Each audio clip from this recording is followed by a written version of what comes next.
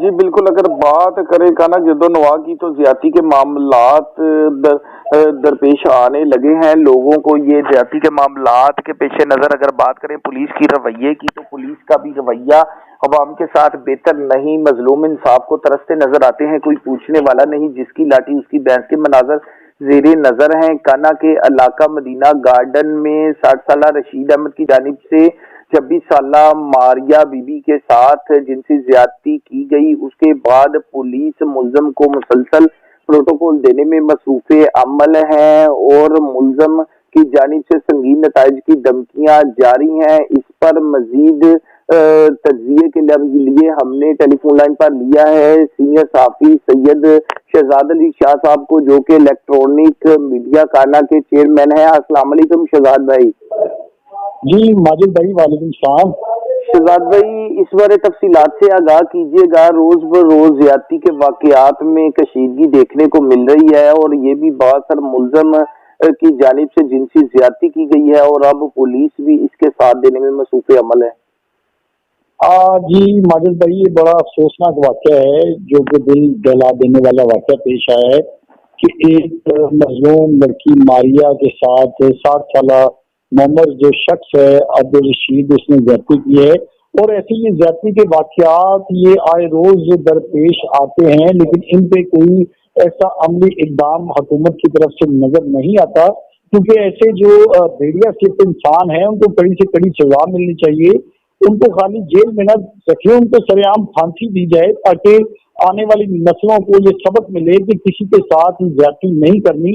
اب آپ یہ دیکھیں کہ یہ مظلوم لڑکی ماریہ کے ساتھ یہ زیادتی کی گئی ہے اور اس پہ پولیس کی اگر بات کریں تو تھانہ پولیس انویسٹیگیشن والے وہ اس پہ جو کہ تو ہیں کوئی ایکشن نہیں کر رہے۔ ایف آئی آر تو ایک فرسٹ انفارمیشن رپورٹ ہے جو کہ ہر کسی کا فرض ہے کہ وہ اپنی اپلیکیشن اگر دیتا تو اس پہ پولیس کو چاہیے کہ ایف آئی آر دے، لیکن ایف آئی آر کے بعد اصل انویسٹیگیشن شروع ہوتی ہے۔ لیکن جب اصل انویسٹیگیشن کی باری آتی ہے تو پولیس بالکل ملزمان کی سرپرست بن جاتی ہے، ان سے روپے پیسے لے کے جو مدعیان ہوتے ہیں ان کو تھریٹ کیا جاتا ہے، ان کو ہراساں کیا جاتا ہے۔ اور میرے سننے میں یہ بھی آ رہا ہے کہ ماریہ کے جو وارثان ہیں وہ کہہ رہے ہیں کہ ہمیں اس بات کے لیے مجبور کیا جا رہا ہے۔ ایسے واقعات نہیں ہونے چاہیے۔ وزیر اعلیٰ پنجاب کو چاہیے، آئی جی پنجاب کو چاہیے کہ سخت نوٹس دیں تاکہ ایسے جو انسان ہیں ان کو سزا مل سکے۔ شہزاد بھائی، اس میں یہ بھی سننے میں آیا ہے کہ ملزم رشید احمد کا ایک بھائی پولیس کانسٹیبل بھی ہے، اس وجہ سے بھی پولیس بیٹی بھائی کے بھائی کی فیور میں مصروف عمل ہے۔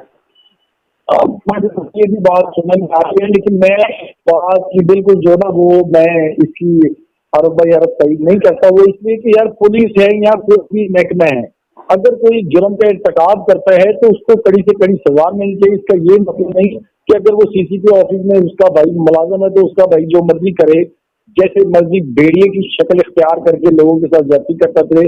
اب یہ دیکھیں کہ لڑکی کے ساتھ اس نے گھر میں گھس کر زیادتی کی ہے، اس پہ بڑا یہ پریشان یہ واقعہ ہے۔ اور میں یہ چاہتا ہوں کہ سی سی ٹی لاہور اور ڈی آئی جی انویسٹیگیشن شاہد صاحب کو بھی چاہیے کہ اس پہ فوری ایکشن لیں اور ایسے جو درندہ صرف انسان ہیں ان کو سزا دی جائے۔